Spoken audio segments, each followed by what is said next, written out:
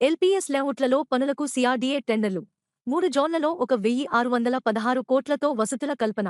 రైతులకు చెందిన LPS land pooling system లేఅవుట్లలో మౌలిక వసతుల కల్పనపై రాజధాని ప్రాంత అభివృద్ధి ప్రాధికార సంస్థ సీఆర్డీఏ దృష్టి సారించింది.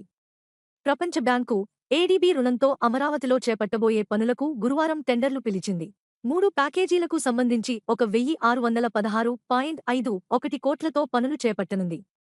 జోన్ 2ఏ పరిధిలోని అనంతవరం, నెక్కల్లు, తుళ్లూరు గ్రామాల్లో రైతుల రిటర్నబుల్ ప్లాట్లలో రోడ్లు, డ్రైన్లు, పచ్చదనం అభివృద్ధి, విద్యుత్, సమాచార కేబుళ్లు వేసేందుకు డక్ట్ నిర్మాణం తదితర పనులకు 542.84 కోట్లు వెచ్చించనుంది.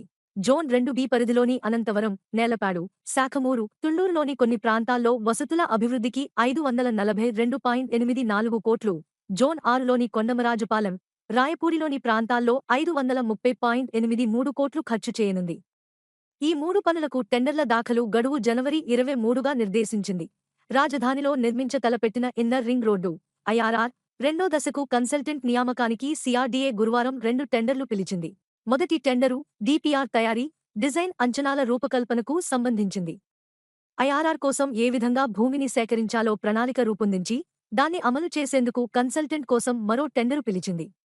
గతంలో 2 సార్లు ప్రకటన ఇచ్చినప్పటికీ స్పందన లేకపోవడంతో అవన్నీ రద్దు చేసి తాజాగా మూడోసారి టెండర్లు పిలిచారు.